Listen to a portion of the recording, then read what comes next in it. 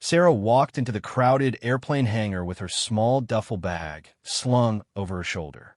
The noise hit her immediately. Dozens of voices talking, laughing, and arguing about flight schedules. She was the new pilot hired by Morrison Air Services, a small charter company that flew wealthy clients to exotic destinations. The moment she stepped inside, conversation stopped.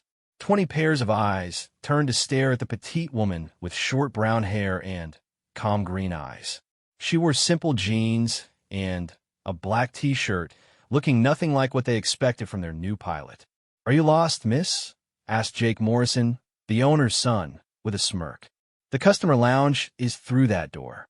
Sarah set down her bag and pulled out her pilot's license and certifications. "I'm Sarah Chun. I start work today."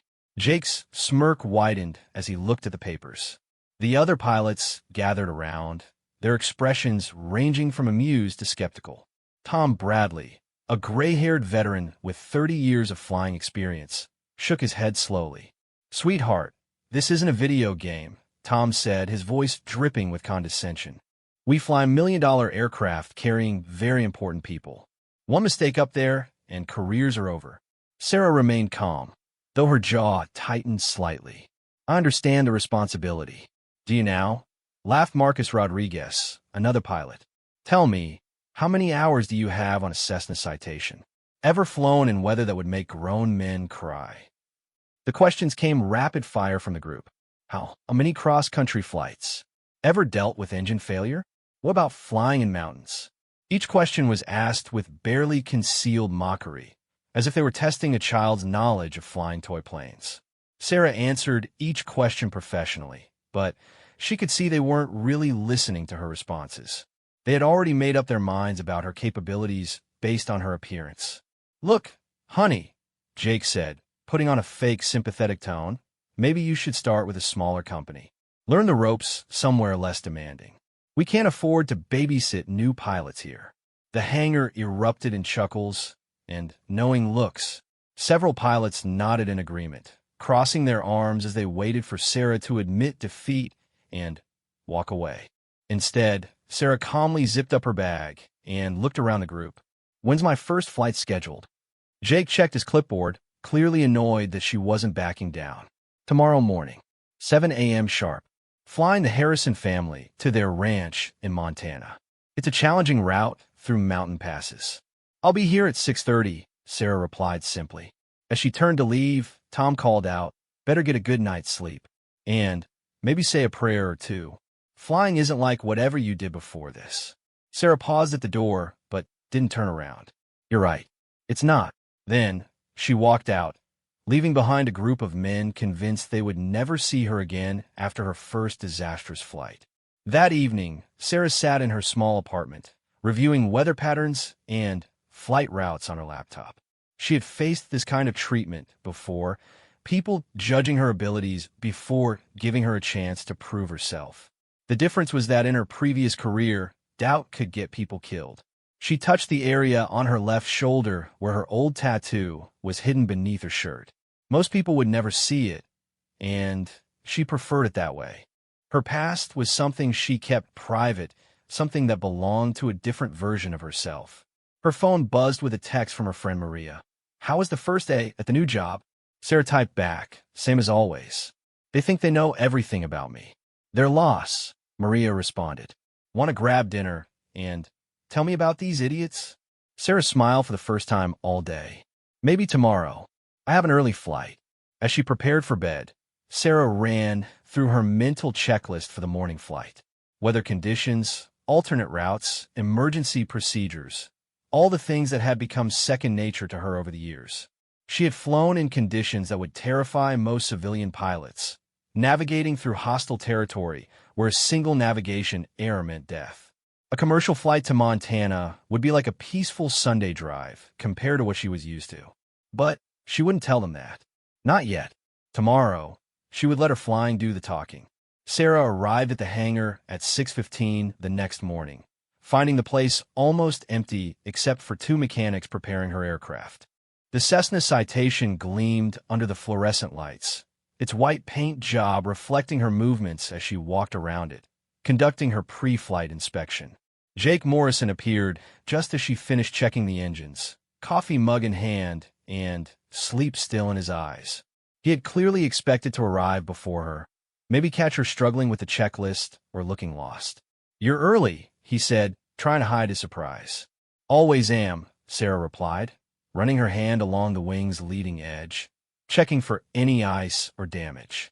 Her movements were precise and methodical, the kind of inspection that came from years of experience where missing a small detail could mean the difference between life and death. "The Harrisons will be here in 30 minutes, Jake continued, watching as Sarah opened the engine compartment with practiced ease. "They're particular about punctuality and safety. Mrs. Harrison gets nervous flying with pilots she doesn't know." Sarah nodded without looking up from the engine. "Understood." Jake waited for more questions, for signs of nervousness, but Sarah continued her inspection in focused silence. He found himself watching her work, noting how she checked things he had seen veteran pilots skip. Her hands moved with confidence as she tested control surfaces and verified fuel quantities. By 7 a.m., a black BMW pulled up to the hangar. Richard Harrison stepped out first, a man in his 60s wearing an expensive suit and an impatient expression.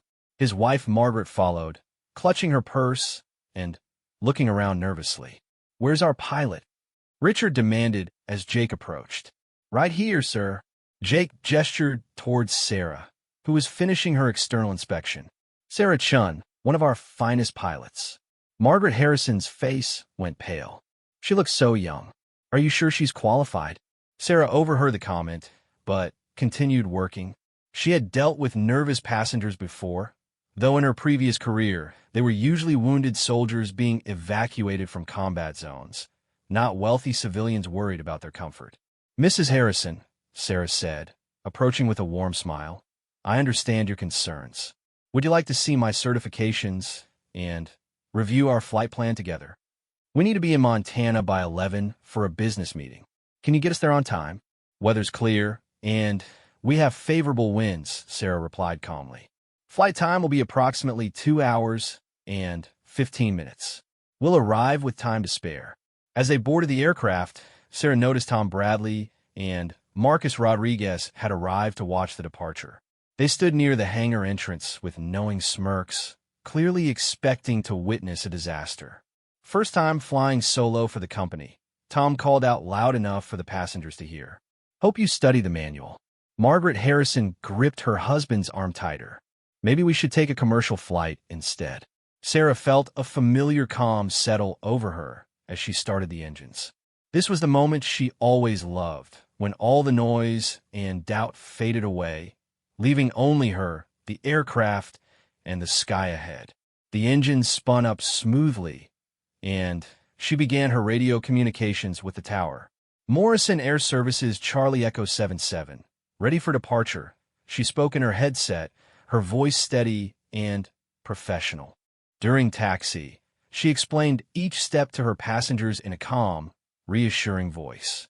She pointed out safety features, explained the route they would take, and answered Mrs. Harrison's nervous questions with patience and expertise.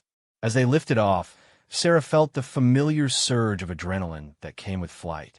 But this was different from her military days. No threat of incoming fire, no wounded soldiers depending on her to get them to safety, no enemy radar tracking their movement through hostile airspace. The Citation climbed smoothly through the morning sky, and Sarah settled into the rhythm of civilian flying. She monitored instruments, communicated with air traffic control, and made small course corrections with the easy confidence of someone who had flown thousands of hours in far more challenging conditions. 30 minutes into the flight, they encountered their first test. A line of thunderstorms appeared on the radar, blocking their direct route to Montana. Sarah studied the weather pattern, calculating alternatives in her head. "We're going to deviate slightly to avoid some weather ahead," she announced to her passengers. "This will add about 10 minutes to our flight time, but it'll be much more comfortable." Richard Harrison leaned forward. "Can't we just fly through it? I really can't be late for this meeting." Sarah shook her head. Safety always comes first, Mr. Harrison. The slight delay is better than subjecting you to severe turbulence. She made the course correction smoothly, threading the aircraft between two storm cells with the kind of precision that would have impressed her former squadron mates. Margaret Harrison, who had been tense throughout takeoff, began to relax as she watched Sarah's calm competence. An hour into the flight, everything changed in an instant. Sarah was monitoring the instruments when she noticed the oil pressure dropping on the left engine. The warning light flickered once, then stayed solid red.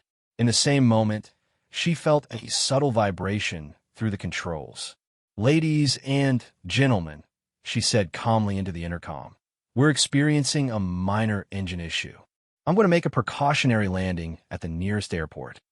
Margaret Harrison's face went white. Engine issue? What kind of engine issue? Sarah was already running through emergency procedures in her head, her training taking over completely. She throttled back the affected engine and began looking for suitable airports on her navigation display. "The left engine is showing low oil pressure," Sarah explained while simultaneously declaring an emergency with air traffic control. "We have two engines, and this aircraft can fly safely on one. We're going to land at Denver International as a precaution."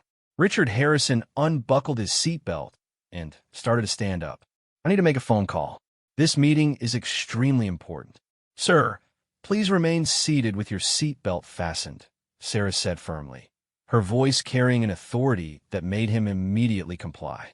"We'll have you on the ground safely in 15 minutes. What happened next would have challenged even experienced pilots. As Sarah began her approach to Denver, the weather suddenly deteriorated. Winds shifted from calm to gusting 30 knots, and visibility dropped as snow squalls moved across the airport. Air traffic control crackled through her headset. "Morrison 77, be advised winds now at 270 at 28 gusting 35, visibility dropping to 1 mile in snow." Any other pilot might have declared a full emergency and requested immediate assistance. Instead, Sarah simply acknowledged the information and continued her approach. Her hands moved across the controls with practiced precision, adjusting for the crosswind while managing the single-engine approach. The Citation bucked and swayed in the turbulent air, but Sarah's inputs were smooth and confident. She had landed helicopters on moving ships in storms, had brought damaged aircraft down on makeshift runways under enemy fire. This was challenging, but it was within her capabilities. Margaret Harrison was gripping her armrest so tightly her knuckles were white. "Are we going to be okay?" "Yes, ma'am," Sarah replied without taking her eyes off her instruments. "Just a little bumpy. We'll be on the ground shortly." Through the windscreen, the runway appeared and disappeared in the blowing snow. Sarah made constant small adjustments, feeling the aircraft's response and anticipating each gust of wind. Her feet worked the rudder pedals while her hands managed the throttles and yoke with the kind of coordination that comes from thousands of hours of experience. At 200 feet above the ground, a massive wind gust tried to push them off the runway centerline. Instead of fighting it directly, Sarah used the aircraft's momentum and the wind itself to make a gentle correction that looked effortless but required perfect timing. The Citation touched down smoothly on the centerline, and Sarah immediately deployed the speed brakes and reverse thrust. The aircraft rolled straight down the runway despite the crosswind, coming to a stop exactly where she intended. "Ladies and gentlemen, welcome to Denver International Airport," Sarah announced as if nothing unusual had happened. "We'll have maintenance take a look at that engine, and I'll arrange for another aircraft to complete your journey to Montana." As they taxied to the gate, Richard Harrison was quiet, staring out the window with a thoughtful expression. Margaret had tears in her eyes, but they were tears of relief and gratitude. "I've flown with dozens of pilots over the years," Richard said quietly. "I've never seen anyone handle emergency like that. What did you learn to fly?" Sarah helped them gather their belongings, deflecting the question with a smile. "Experience is the best teacher." While the passengers waited in the terminal, Sarah coordinated with maintenance and arranged for a replacement aircraft. She also called Jake Morrison to report the incident. An engine failure? Jake's voice was tense over the phone. Are you okay? Are the passengers okay? Everyone's fine, Sarah assured him. The Harrison family is very happy with the service. I'll have them in Montana by 2 p.m. on the backup aircraft. The backup aircraft. Sarah, that's our newest citation. It has some advanced avionics that most of our pilots haven't been trained on yet. Sarah glanced at the gleaming white aircraft being prepared on the ramp. I'll manage. 2 hours later, they were airborne again in the newer citation. Margaret Harrison seemed like a different person now, chatting comfortably and asking Sarah about her flying experiences. Richard had called his business partner to postpone the meeting by an hour, telling him he wouldn't trade pilots for anything. You saved our lives back there, Margaret said, as they approached their destination in Montana. I just did my job, Sarah replied, beginning their descent toward the small mountain airport. What she didn't mention was that the challenging approach they had just completed single-engine, in weather with nervous passengers, was routine compared to some of the missions she had flown. But these people didn't need to know about night insertions into hostile territory or emergency evacuations under fire. As they landed smoothly at the Montana Ranch's private airstrip, Richard Harrison shook Sarah's hand firmly. I'll be calling Jake personally to tell him what an exceptional pilot he has, and we'll be requesting you specifically for all our future flights. Word spread quickly through Morrison Air Services about Sarah's emergency landing and flawless handling of the Harrison flight. By the time she returned to the hangar that evening, the atmosphere had shifted noticeably. The mocking smirks were gone, replaced by curious glances and whispered conversations. Jake Morrison met her at the aircraft with a genuine smile. The Harrisons called 3 times today, singing your praises. Richard Harrison wants to put you on retainer for all his company's flights. Sarah nodded as she completed her post-flight paperwork. They were good passengers. Stayed calm during the emergency. Stay calm. Tom Bradley approached, his earlier condescension replaced by grudging respect. Sarah, I've been flying for 30 years, and I've seen pilots with twice your experience panic during engine failures. The tower supervisor at Denver said your approach was textbook perfect, even with the weather deteriorating. Over the next few weeks, Sarah's reputation grew steadily. She took on the most challenging flights without complaint. Mountain approaches in bad weather, short runway landings, flights to airports that made other pilots nervous. Each time, she completed the mission with quiet professionalism. The other pilots began asking her questions instead of mocking her. How did she stay so calm under pressure? What was her secret to such smooth landings in difficult conditions? Where had she learned to read weather patterns so accurately? Sarah answered their technical questions readily, but remained evasive about her background. When pressed about her previous experience, she would simply say she had flown various aircraft before joining the company. Marcus Rodriguez was the most persistent. Come on, Sarah. Nobody flies like that without serious military training. What branch were you in? Does it matter? Sarah would reply. I'm here now, flying the same routes as everyone else.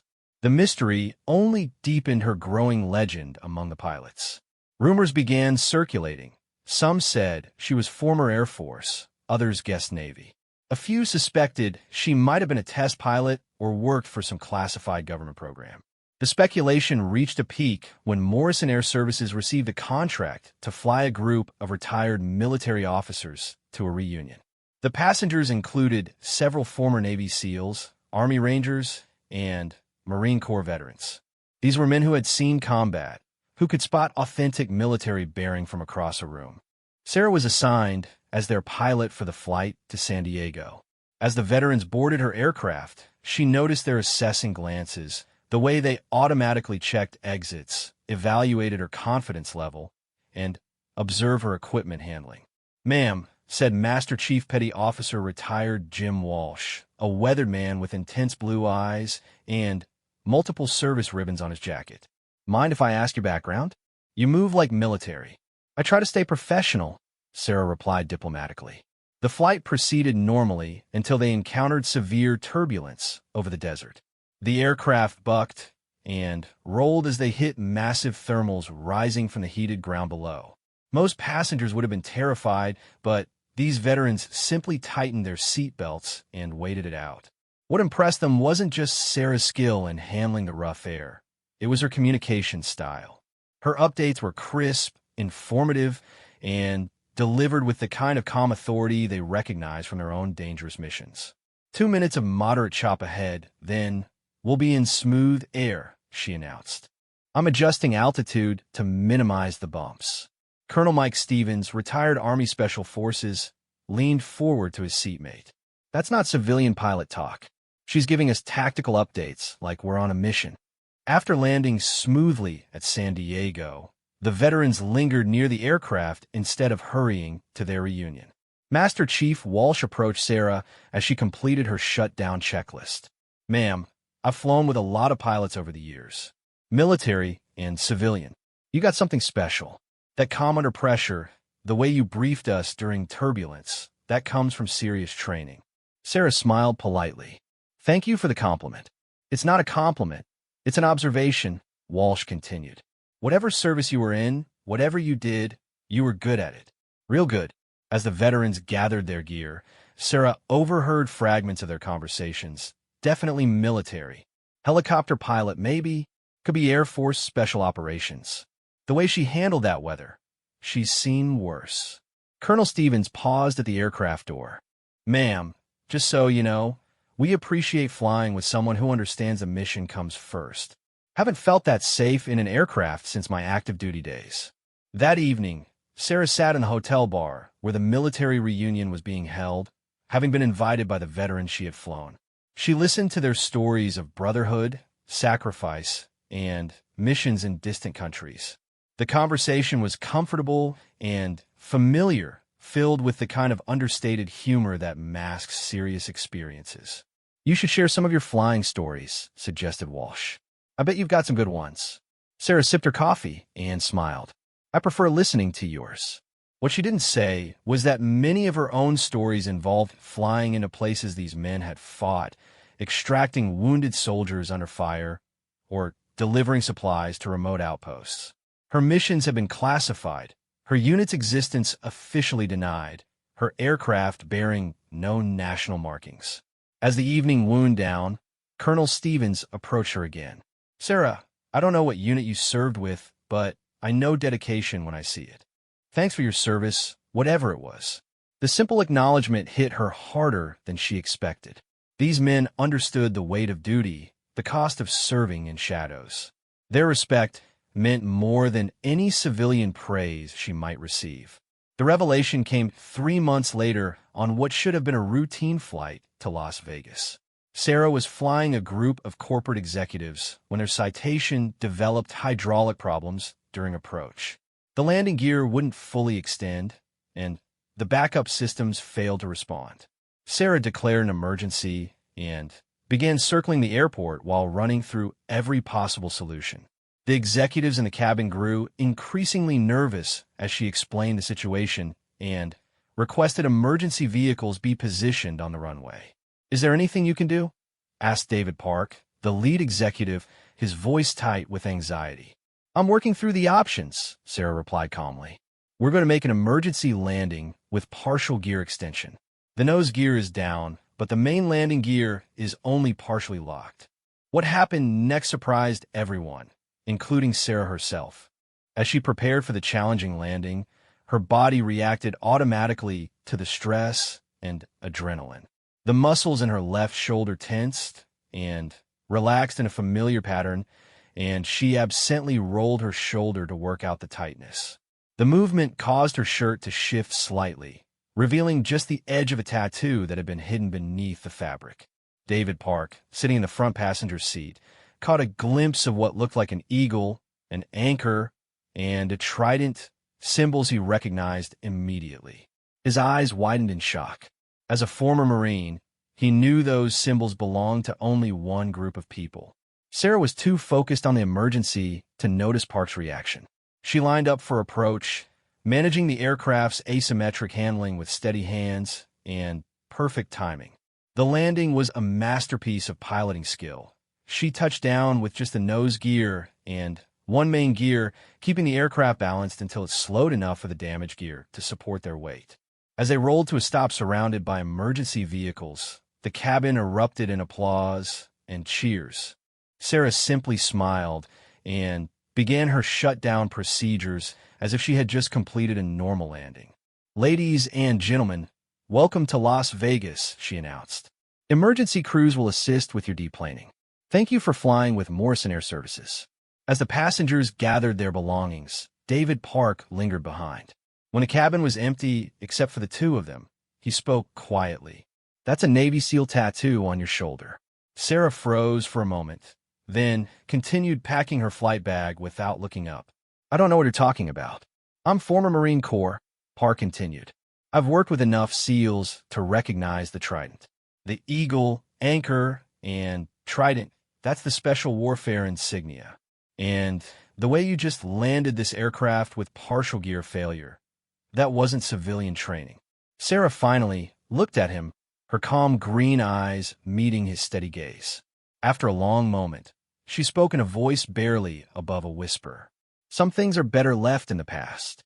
"No way," Park breathed, understanding flooding his face. "You were a SEAL pilot. That's why you fly like that. That's why nothing rattles you." Sarah's jaw tightened slightly. "David, I would appreciate it if you kept any speculation to yourself." "Speculation?" Park shook his head in amazement.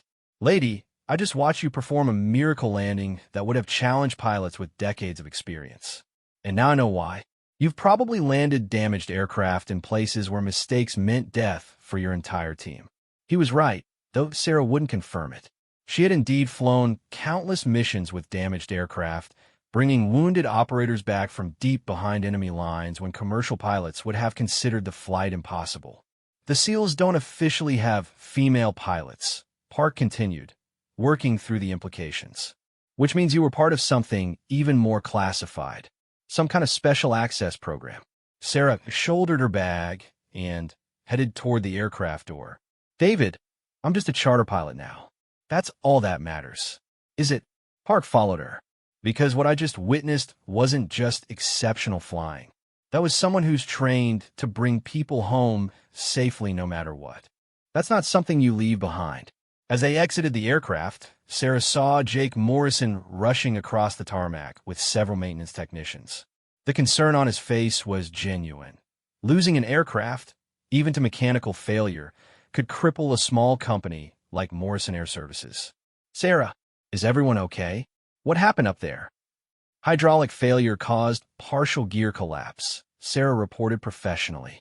"All passengers are unharmed. The aircraft sustained minimal damage, should be reparable." Jake's relief was visible. "The tower said your approach was incredible. They've never seen anyone handle that kind of emergency so smoothly." David Park stood nearby, still processing what he had learned. He watched as Sarah calmly answered questions from emergency personnel, coordinated with maintenance crews, and ensured her passengers' comfort, all while displaying the kind of quiet competence that marked true professionals. Later that evening, as they waited for a replacement aircraft to take the executives home, Park approached Sarah one final time. "I won't say anything to anyone," he promised. "But I want you to know whatever unit you served with, whatever missions you flew, you made a difference. And you're still making a difference now." Sarah looked out at the Las Vegas skyline, lights twinkling in the desert darkness. "Thank you. One question, though," Park added with a slight smile. "How does someone go from flying classified missions to charter flights in Colorado?" Sarah was quiet for a long moment. When she spoke, her voice carried a weight of experience and loss that Park recognized from his own transition to civilian life. Sometimes you reach a point where you've given everything you can give, and sometimes the best way to keep serving is to find a quieter way to bring people home safely. Park nodded, understanding completely. They stood in comfortable silence, two veterans who had found their own ways to continue their mission in the civilian world.